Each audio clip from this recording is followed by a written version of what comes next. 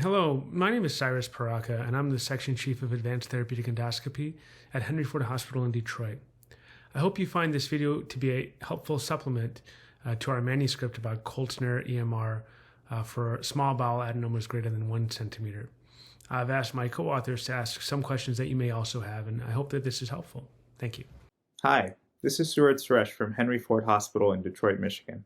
Cyrus, what is cold snare EMR? Thank you, Suraj.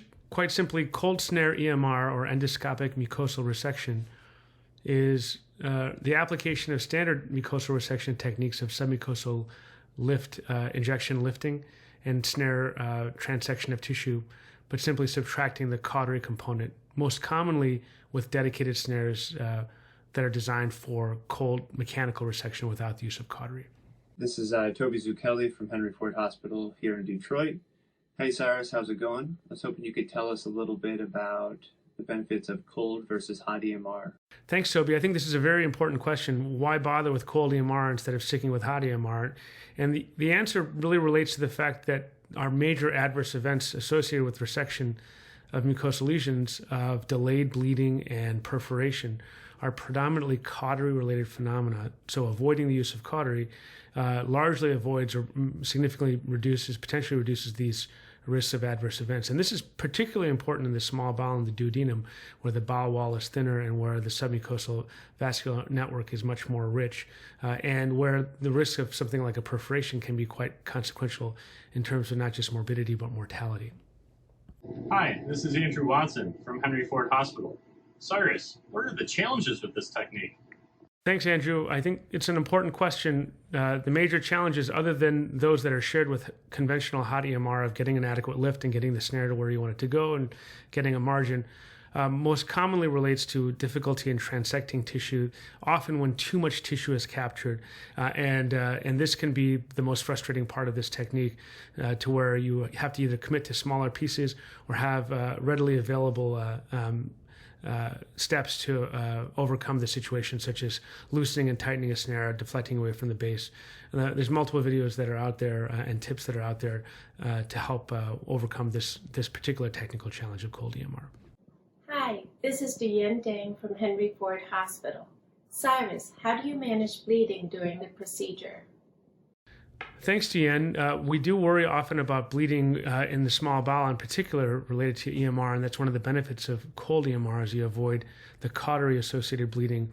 Most bleeding from cold EMR is related to venous oozing because it's difficult to transect significant arterial branches or even deep into the submucosa, and leaving it alone is often adequate. A little bit of epinephrine in the injectate will often keep the field clear, and barring any coagulopathy or portal hypertension, bleeding is rarely an issue, but if it is, I'll typically complete the resection and then clip closed the bleeding site unless I really have to treat it to complete the resection. Hey, it's Brooks Vance with GI Associates in Jackson, Mississippi. Cyrus, how do you handle residual adenoma? Excellent question, Brooks, and particularly important in this setting because the rates of residual adenoma for cold EMR of larger lesions is high enough that a strategy is very important.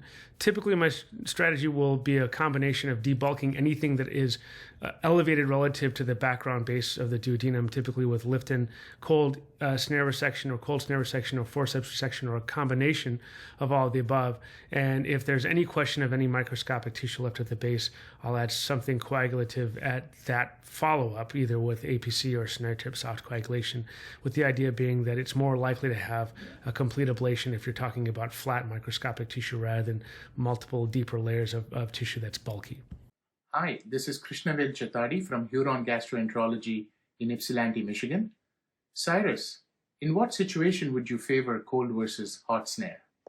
Thanks, Krishna. In most polyps, I'd favor cold over hot EMR unless I'm concerned about an invasive component to a lesion where I may add a component of hot resection or consider ESD in very select cases.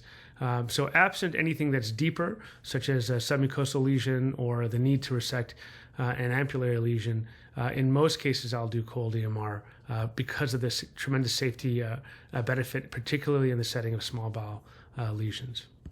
Hi, this is Vinay Katakuri from Advanced Gastroenterology, Orlando, Florida. Cyrus, in what situations would you favor a hot versus cold snare? Thank you. Thanks, Vinay. Yeah, although we don't have any comparative data between hot and cold resection, I think it makes sense to favor hot resection in particular in the settings where you really need cautery, such as for an ampulectomy, for a deeper lesion like a neuroendocrine tumor, or any lesion where you suspect a possible invasive component, whether you take it on block with an ESD or resect bulkier elements or more concerning elements with hot resection and cold resection of other components. Typically, even for an ampulectomy, if it has a laterally spreading component, I'll do a hot resection of the ampulla and then favor cold resection of everything that's spreading laterally to minimize the risks associated with cautery. Hi, my name is Sumit Singla from Henry Ford Hospital. Cyrus, when did you start employing this technique and why? Thanks, Sumit. Yeah, I think I started doing this over a decade ago in the context of a large polyp that extended into a colonic diverticulum, and recognized that cautery was not absolutely required to resect smaller and therefore not even larger lesions that were purely mucosal and not invasive. And that was really the beginning of the genesis of this idea and this process. It was partly inspired by my good friend Joel Munzer, who made it his mission to try to minimize the suffering associated with posterior speed pancreatitis. And I thought that was a really a beautiful and worthy goal to try to minimize any harm that we do to our patients and avoid it in any situation, avoid risks in any situation unless it's absolutely necessary for the care of our patients and for their well-being. Hi, Rob Humber here from Henry Ford in Detroit. Cyrus, what do you recommend for additional training for this technique? Thanks, Rob. If you have some comfort level with conventional Hot Emr, this is not a terribly big stretch to do it without the use of cautery, with a few minor exceptions. The ASG has nice programs, the STAR program, to train to do EMR. It's a great place to go if you're not comfortable with EMR at baseline, and there are resources in terms of multiple videos that are out there, some from our group and some from others, about this technique and some tips and tricks as to how to overcome some of the particular challenges of cold EMR. Thank you very much for your interest in this manuscript and for watching this video. We certainly hope it's been helpful. Thanks again.